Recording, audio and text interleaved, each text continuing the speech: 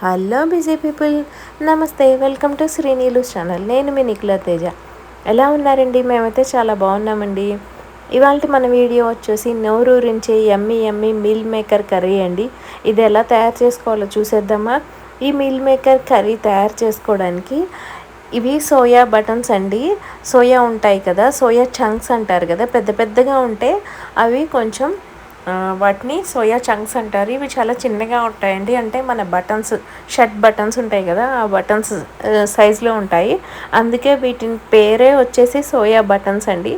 So ఇవి మనం ఒక కప్పు తీసుకోవాలి. ఒక కప్పు తీసుకొని ఒక 15 to 20 మినిట్స్ మనం హాట్ వాటర్లో వీటిని నానబెట్టుకోవాలన్నమాట. నానబెట్టుకున్న తర్వాత అవి వాటిని మొత్తాన్ని కూడా పిండేసేసి, ఆ వాటర్ అంతా పిండేసేసి మొత్తం పక్కన ఒక బౌల్లో పెట్టుకోవాలి. అది మనం చేత్తో నొక్కితే ఇలా స్పంజ్ లాగా మనకి తెలుస్తూ ఉంటుంది.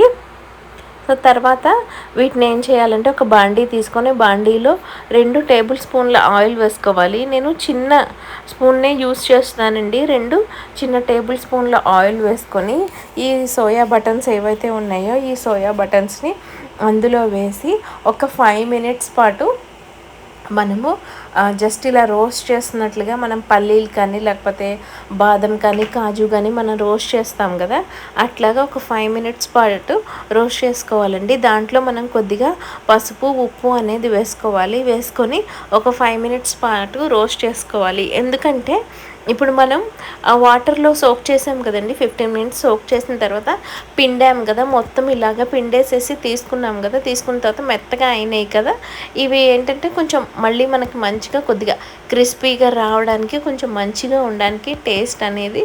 అందుకని మనం ఇట్లా పసుపు, ఉప్పు వేసుకొని ఒక 5 మినిట్స్ ఇట్లా దోరగా వేయించుకోవాలి. వేయించుకొని తర్వాత తీసి పక్కన పెట్టుకోవాలన్నమాట. మనం ఇలా చేసుకోకపోతే ఏంటంటే కొంచెం ఈ సోయా బటన్స్ అనేవి వగరుగా ఉంటాయండి, కొంచెం చేదుగా ఉంటాయి, బాగోదు రుచి అనేది. అందుకని మనం ఇట్లా కొద్దిగా 2 టేబుల్ స్పూన్ల ఆయిల్ కానీ లేకపోతే బటర్ యూస్ చేసుకునే వాళ్ళు బటర్లో అయినా కానీ, లేకపోతే నెయ్యి వాడేవాళ్ళు నేతిలో కానీ కొంచెం అట్లాగా దోరగా, అంటే కొంచెం పచ్చివాసన అనేది లేకుండా ఉండేలాగా మనం కొద్దిగా ఒక 5 మినిట్స్ అట్లా ఇట్లా వేయించుకోవాలి. వేయించుకున్న తర్వాత తీసి మళ్ళీ మనం వేరే బౌల్లో పెట్టుకోవాలి. ఇప్పుడు మనం మసాలా ప్రిపేర్ చేసుకోవడానికండి మనకి ఒక టేబుల్ స్పూన్ బటరు, అట్లాగే కాజు, అలాగే లవంగాలు కొన్ని, అలాగే పచ్చిమిర్చి, బిర్యానీ ఆకు, సన్నగా కట్ చేసిన ఉల్లిపాయ ముక్కలు, గరం మసాలా, పసుపు, ఉప్పు, ఇది ఒక పెద్ద టమాటా అండి, పచ్చి టమాటాని పేస్ట్ చేశాను. అట్లాగే కొత్తిమీర, సన్నగా తరిగింది కొత్తిమీర తీసుకోవాలి. నేను పచ్చిమిర్చిని ఒకటే తీసుకున్నానండి. ఎందుకంటే మనం తినే కారం బట్టి, ఎవరైతే ఎక్కువ కారం తింటారో వాళ్ళు 2 యాడ్ చేసుకోండి. మనం తినే కారంని బట్టి, మనం తినే టేస్ట్ని బట్టి మనం ఉప్పు కారం అనేది మనం అడ్జస్ట్ చేసుకోవచ్చు. సో తర్వాత ఏంటంటే ఇలాగా ఏదైతే నేను ఈ సోయా బటన్స్ని నేను ఏదైతే రోస్ట్ చేసి పక్కన పెట్టుకొని ఉంచుకున్నానో దానికి యూజ్ చేసిన ప్యాన్ ఏదైతే ఉందో అదే ప్యాన్లో ఒక టేబుల్ స్పూన్ బటర్ని వేసుకున్నాను. ఈ బటర్ కరిగిపోయిన తర్వాత దీంట్లో ఒక టేబుల్ స్పూన్ ఆయిల్ని వేసుకోండి. బటర్ పూర్తిగా కరగనివ్వండి. బటర్ పూర్తిగా కరిగిన తర్వాతే ఒక టేబుల్ స్పూన్ ఆయిల్ని వేసుకోండి. ఈ టేబుల్ స్పూన్ ఆయిల్, బటర్ మొత్తం కరిగిపోయిన తర్వాత దీంట్లో మనం ముందుగా కట్ చేసి పెట్టుకున్నటువంటి ఆనియన్స్ ఏవైతే ఉన్నాయో ఆనియన్స్, అట్లాగే లవంగాలు, నెక్స్ట్ అట్లాగే పచ్చిమిర్చి, అలాగే మంచి సువాసన రావాలి అంటే యాలుక్కాయ కూడా యాడ్ చేసుకోండి. యాలుక్కాయ ఇష్టపడినటువంటి వాళ్ళు స్కిప్ చేసేయండి. అలాగే ఒక బిర్యానీ ఆకుని కూడా వేసుకోండి.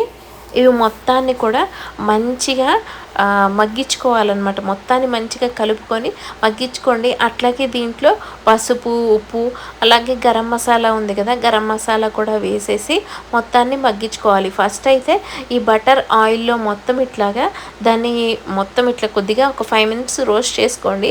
రోస్ట్ చేసుకున్న తర్వాత మీరు మూత పెట్టేసేయండి. మూత పెట్టేసిన తర్వాత మళ్ళీ నెక్స్ట్ 5 మినిట్స్ మీరు ఓపెన్ చేసి అది కొంచెం మగ్గిన తర్వాత దాంట్లో అప్పుడు పసుపు, ఉప్పు, గరం గరం మసాలాని యాడ్ చేసుకోండి. మనం ఇట్లాగా ఒక 2 టైమ్స్ తీసి చూసుకుంటే మనకు అర్థమవుతుందండి. 5 మినిట్స్ ఆఫ్టర్ చూసుకుంటే మనకు అర్థమవుతుంది మగ్గిపోయిందా లేదా అనేది. ఎందుకంటే మనం మధ్య మధ్యలో చూసుకుంటూ ఉంటేనే మనకి తెలుస్తుంది అనమాట. హై ఫ్లేమ్లో పెట్టకండి, హై ఫ్లేమ్లో పెడితే మాడిపోతుంది. అలాగని లో ఫ్లేమ్లోనూ పెట్టుకోవద్దు, మీడియం ఫ్లేమ్లో పెట్టుకొని చూసుకుంటూ చేసుకోండి. ఈ కర్రీ అయితే చాలా రుచిగా ఉంటుందండి. హై ప్రోటీన్ కర్రీ అండి. అసలు సోయా బటన్స్ అనేవి చాలా చాలా ప్రోటీన్ ఫుడ్ అండి. పిల్లలు ఎంతో ఇష్టంగా తింటారు. ఈ కర్రీని మనం వేడివేడి అన్నంలో సోనా మసూరి రైస్తో కలిపి కానీ, లేకపోతే బాస్మతి రైస్తో కానీ, రెడ్ రైస్, బ్రౌన్ రైస్, ఏ రైస్తో అయినా కానీ ఒక స్పూన్ గీ వేసుకొని ఈ కర్రీ వేసుకొని తిందామంటే అసలు చాలా చాలా టేస్టీగా ఉంటుందండి. పూరి కానీ, చపాతీ కానీ, రోటీ కానీ, ఇంకా వేటిలో అయినా వేసుకోవచ్చు. సో 10 మినిట్స్ మగ్గించిన తర్వాత అయిపోయిన తర్వాత దాన్ని తీసేసి ఏదైతే ఉందో దాన్ని మొత్తాన్ని తీసేసి చల్లారిన తర్వాత మిక్సీ చేసుకోండి. మిక్సీ చేసుకున్న తర్వాత ఇంకా మొత్తం మళ్ళీ బాండీలో వేసుకొని దాన్ని ఇంకా మొత్తాన్ని మళ్ళీ ఇట్లా కొంచెం సేపు బాయిల్ అయ్యేలాగా చేసుకోండి. తర్వాత దీంట్లో టమాటా ప్యూరీని యాడ్ చేయండి. ఈ టమాటాలు పచ్చి టమాటాలు కాబట్టి ఈ పచ్చి టమాటాల్లో ఉన్న పచ్చిదనం అంతా పోవాలి కాబట్టి ఈ ఉల్లిపాయ పేస్ట్ ఏదైతే ఉందో ఈ ఉల్లిపాయ కాజు పేస్ట్లో ఈ టమాటా ప్యూరీని వేసి మనం ఒక 10 to 15 మినిట్స్ అనేది మనం మగ్గించుకోవాలండి. బాయిల్ అయ్యేలా చేసుకోవాలి. ఎందుకంటే ఆ పచ్చిదనం అంతా పోవాలి కాబట్టి. అదే మనం ఆల్రెడీ టమాటాలని కూడా ఉల్లిపాయలు వాటితో మిక్సీ చేసి కనుక మనం పెట్టుకున్నట్లయితే అంతసేపు మగ్గించుకోవాల్సిన అవసరం లేదు. విడివిడిగా చేసుకునేటట్లయితే కొంచెం టైం పడుతుంది. సో ఇట్లా మొత్తం కూడా మనం మగ్గిచ్చేసుకున్న తర్వాత చూడండి ఎంత బాగుందో దీని కలర్ అదంతా కూడా. సో దీంట్లో గరం మసాలా ఏదైతే ఉందో అదంతా కూడా చాలా బాగుంది. చూడండి మనకి చూస్తుంటేనే యమ్మీగా అనిపిస్తుంది కదా గ్రేవీ. సో ఇప్పుడు ఏంటంటే ఇంకా దీంట్లో మనం సోయా బటన్స్ ఏవైతే ఉన్నాయో ఆ సోయా బటన్స్ని యాడ్ చేసుకోవాలి. ఇక్కడేనండి ఒక కిటుకు ఏంటంటే ఈ కర్రీ బాగా రావాలి అంటే ఈ పౌడర్ చూసారా, ఇందులో జీలకర్ర పౌడరు, అలాగే కొరియండర్, నెక్స్ట్ అలాగే కొంచెం నేను చోళే పౌడర్ ఉంటుంది కదా ఆ చోళే మూడింటిని కలిపి తీసుకున్నానండి. కొంచెంగా హాఫ్ టీ స్పూన్ అట్లా తీసుకుని మూడింటిని కలిపి ఈ పౌడర్ని ఇందులో వేసేస్తున్నాను. ఈ పౌడరే అండి మెయిన్, చాలా రుచిగా ఉంటుంది దీనికి మొత్తానికి కూడా ఈ కర్రీకి. సో ఇది మొత్తం వేసేసుకున్న తర్వాత మళ్ళీ ఒక 10 నిమిషాల పాటు మూత పెట్టేసేసుకోండి. మూత పెట్టి మగ్గించుకున్న తర్వాత ఇప్పుడు దీంట్లో ఈ సోయా బటన్స్ ఏవైతే ఉన్నాయో ఈ సోయా బటన్స్ని వేసేసుకోండి. ఈ సోయా బటన్స్లో మొత్తంలోకి గ్రేవీ అనేది లోపలికి ఇంకాలి అంటే, మొత్తం దీంట్లో పట్టాలి అంటే ఒక 10 to 15 మినిట్స్ అనేది అలా వదిలేసేయండి మూత పెట్టి. అవే బాయిల్ అవుతూ ఉంటాయి. అలా బాయిల్ అయిన తర్వాత మీకు మూత ఓపెన్ చేసి చూసిన తర్వాత మీకు తెలుస్తూ ఉంటుంది, అవి బబుల్స్ వచ్చి ఉడుకుతూ ఉంటాయి కదా, ఆ సోయా బటన్స్లోకి గ్రేవీ అంతా ఇంకుతూ ఉంటుంది. చాలా టేస్టీగా ఉంటుందండి. ఇప్పుడు దీంట్లో ఫ్రెష్ క్రీమ్ని కానీ, లేకపోతే పాల మీద ఉన్న మీగడని కానీ, లేకపోతే పెరుగుని కానీ యాడ్ చేయండి. ఇది యాడ్ చేయడం వల్ల గ్రేవీ అనేది ఇంకా థిక్గా వస్తుంది, కర్రీ అనేది చాలా బాగుంటుంది.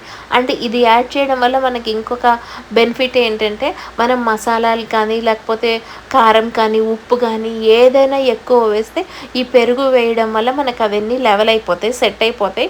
టేస్ట్ కూడా చాలా బాగుంటుందండి. ఇంకా దీని మీద ఏంటంటే కొత్తిమీరతో గార్నిష్ చేసేయడమే. ఇంకా దీన్ని తీసేసేసి సర్వింగ్ బౌల్లో వేసేసుకోండి. ఈ కర్రీ అయితే చాలా చాలా బాగుంటుందండి. చిన్నపిల్లల దగ్గర నుంచి పెద్దవాళ్ళ దాకా అందరూ తినచ్చు, అన్ని ఏజ్లో వాళ్ళు తినచ్చు. అందరికీ మంచి ప్రోటీన్ ఫుడ్ అండి ఇది. ఈ వీడియో కనుక మీకు నచ్చినట్లయితే లైక్ చేయండి. కొత్త వాళ్ళు మన ఛానల్ చూసినట్లయితే సబ్స్క్రైబ్ చేయడం అనేది మర్చిపోకండి. వీడియో గురించి కామెంట్ సెక్షన్లో కింద కామెంట్ అనేది పోస్ట్ చేయండి. అలాగే ఒక చిన్న నిమ్మకాయ చెక్క తీసుకొని సర్వింగ్ బౌల్లోకి తీసుకున్న తర్వాతనే దీని మీద లెమన్ అనేది స్క్వీజ్ చేయండి. ఎందుకంటే వేడి మీద లెమన్ని మనం పిండినప్పుడు ఏమవుతుందంటే కర్రీ అంతా చేదుగా అయిపోతుంది. అందుకని మొత్తం అయిపోయిన తర్వాత ఆఫ్ చేసిన తర్వాత బాండీలోంచి కర్రీని తీసి సర్వ్ చేసే ముందు బౌల్లోకి తీసుకున్నప్పుడు లెమన్ని దాని మీద పిండి ఆనియన్స్తో సర్వ్ చేయండి. కొత్త వీడియోతో మళ్ళీ మీ ముందుంటా. మీ నిఖిల తేజ. Bye bye.